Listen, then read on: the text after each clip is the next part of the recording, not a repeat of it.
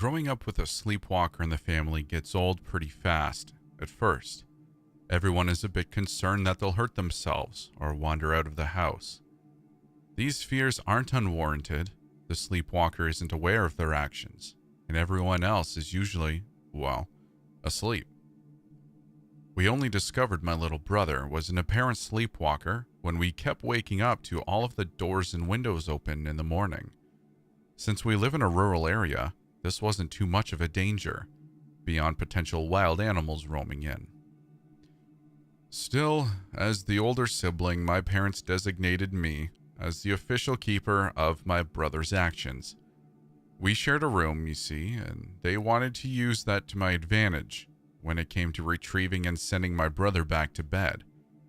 The common saying of "don't wake a sleepwalker" isn't as big a deal as you think. As long as you wake them gently and they're aware of their condition, they're not going to hurt themselves or be startled. Why would they be? They've just woken up after all. First, we tried bells on the doors. When that failed to wake me up, my parents tried leaving plastic sheets on the floor. We tried just about everything you could possibly think of to try and alert me when he got up, and that was when my father came up with the idea of a string. Every night, my brother and I would tie a long string to our wrists and go to sleep like that. If he got up at any point, the tugging of him exiting the room woke me pretty quickly. It was a harmless, noiseless, flawless plan that had me bringing my brother to bed long before he opened our home to the elements and animals outside.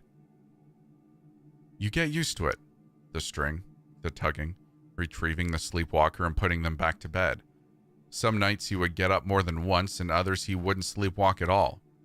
Either way, that was the only variance in an otherwise rigid routine we had. There was no spooky words out of his mouth during his sleep, no strange place he kept going back to, and no motive behind opening the doors and windows.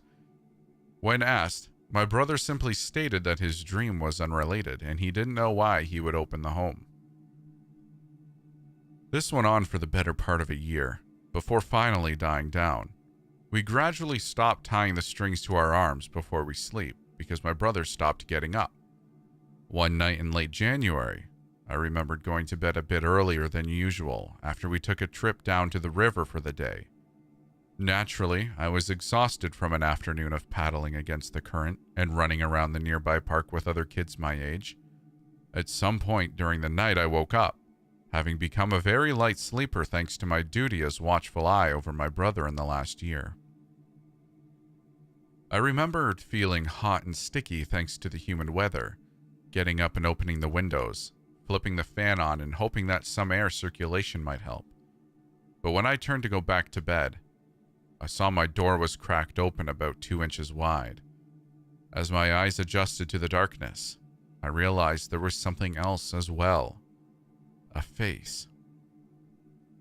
Just beyond the threshold of the door, a small, pale face was pressed up to the crack, one big brown eye staring in at me lazily. My fear turned to frustration in an instant when I realized I was looking at my brother, who was standing completely still outside the door, and more than likely, sleepwalking again. With a deep breath, I gathered myself and grabbed the door handle. "Go back to bed! Can't you just be normal for one night?" And then I slammed the door shut and returned to bed. It was mean, but I was getting tired of it, you know? After a long day, I just wanted to sleep. And if he was just going to stand out there all night, then it wasn't my problem. The next morning was nothing special.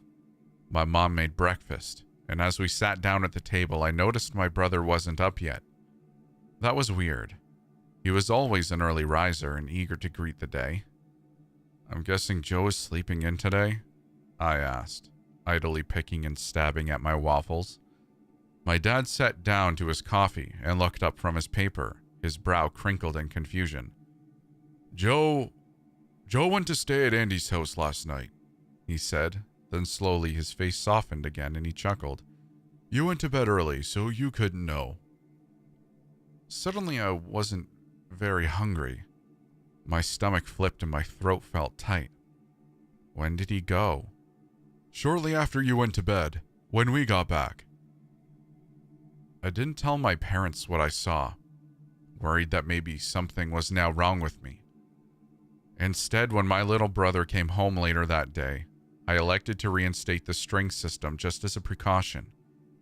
Joe seemed confused but was compliant, joking about how we were tied together forever. It was a strange comfort in a way. The string was reliable, predictable.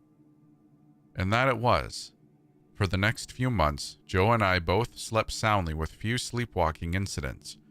I was thinking about dismissing the string again, but decided that just one more night wouldn't hurt either of us, just to make sure he wasn't getting up and wandering off.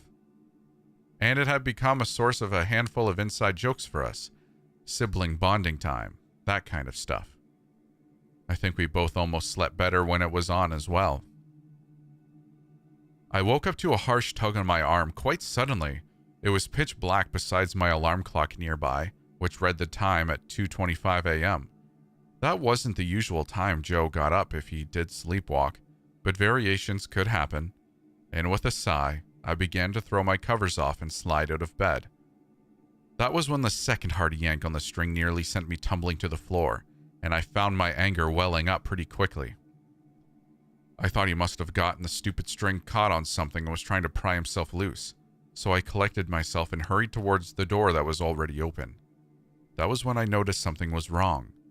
The string was only long enough to keep us maybe 5 feet apart at the most, but this string was longer and pulled taut down the hallway and around the corner.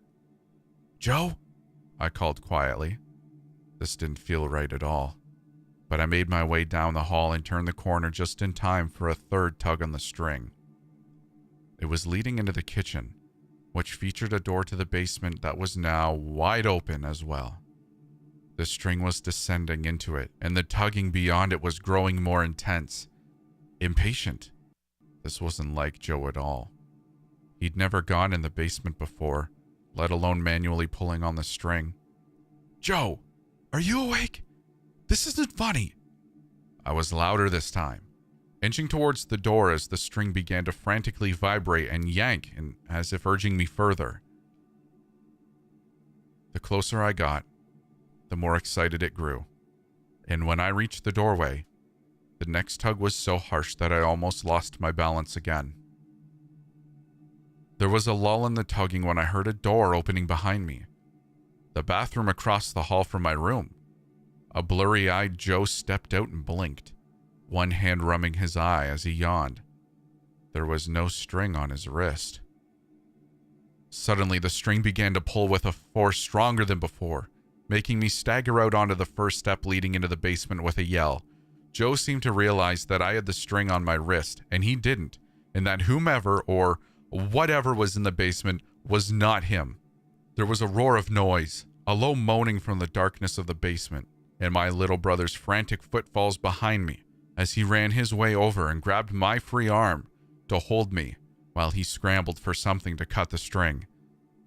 I heard the kitchen doors crashing open as he searched, and then he produced a knife.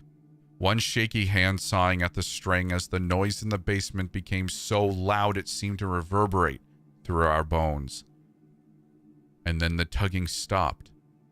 The string snapped away, and both Joe and I fell backwards onto our asses, sprawling over the kitchen floor. The noise ceased when the string was cut, and the basement door wobbled violently before slamming shut in our faces. Going to sleep after that was impossible, so Joe and I huddled up on my bed and sat with every possible light on in our room until the sun rose and our parents got up. Naturally, they didn't believe us, saying they hadn't heard a thing and slept soundly. They said that we must have hallucinated together, or both been sleepwalking even. Either way, I know that whatever was in the basement was not my brother, and I've refused to tie the string to my wrist ever again.